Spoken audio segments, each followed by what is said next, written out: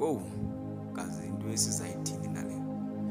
Kodwa ke kunyanzelekile siphumile kwaye namakhaya kunyanzelekile evusiwe, iintsapho zidanisiwe, izihlobo ezingenamona zichwayitile.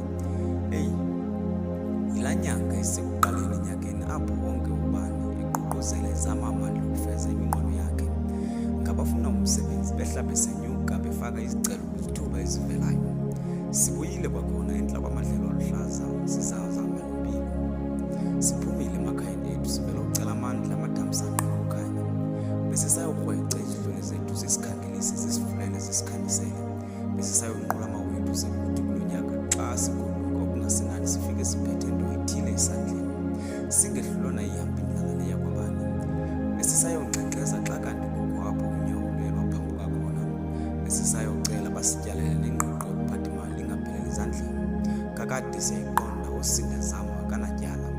Siyayiqonda izingelayo yehluthayo ithi erhalayo yile ilambayo. Kakade ayikho inja yakhe yabambisa inyamakazi ingqiqo ngecala.